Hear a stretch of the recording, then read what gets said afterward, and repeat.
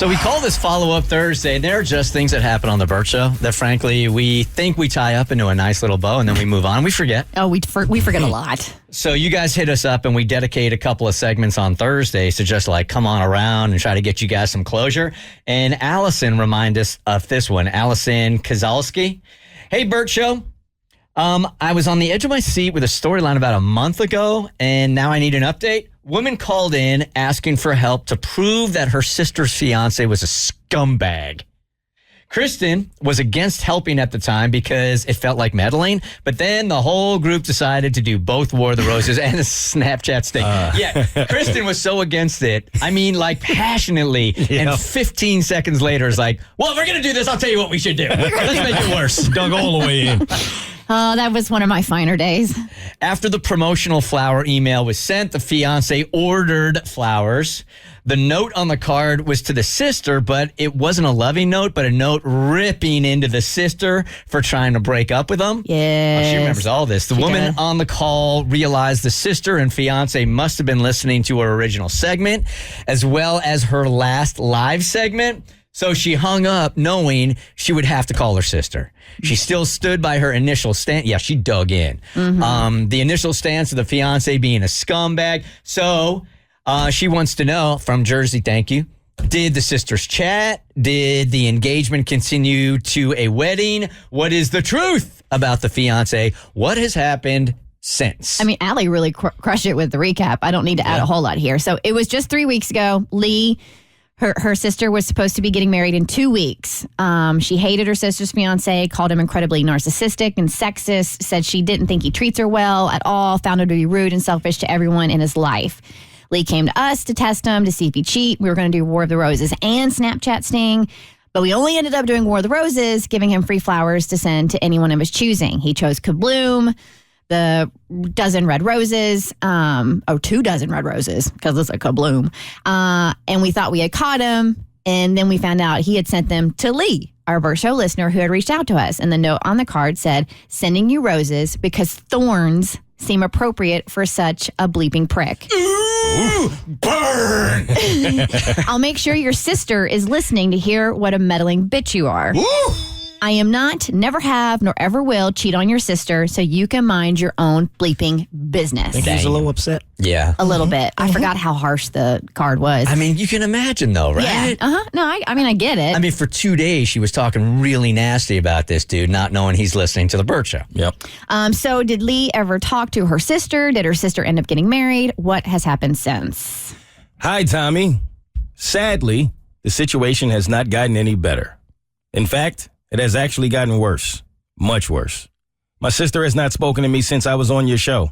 It probably goes without saying that her fiancé has not spoken to me either, because of this situation. I felt it was best not to attend their wedding.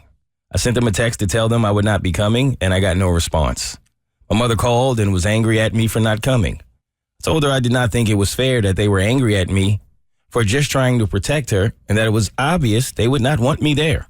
I agree with the second part. I don't so much to agree with the first part. Mm-hmm. I also did not have any intention of watching her carry on and marry someone who I felt strongly was not good for her. My mom was insistent that I be there to support her no matter what and hung up on me. Damn. Unfortunately, it's not something I can do, and I did not attend the wedding. So now, nobody in the family is talking to me. Mm-hmm. I'm so angry that my family all seemed to agree that her now husband was not good for her. When I actually have the courage to do something about it, they all turn their backs on me. So my quote-unquote reward for trying to protect my sister and do something nobody else had the guts to do is to be outcasted from the entire family. My father is the only one who seems to be talking to me because he won't take sides. He wants to stay clear of any drama. Maybe I should be the bigger person, but I refuse to apologize and come crawling back as if I've done something wrong. Lee.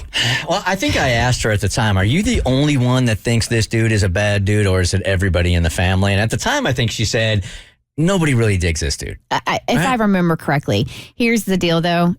She got married. That's her husband now. So, yes, guess what? You need to be the bigger person. And, yes, they are entitled to be mad at you. They are validated in their feelings because you tried to break up their marriage.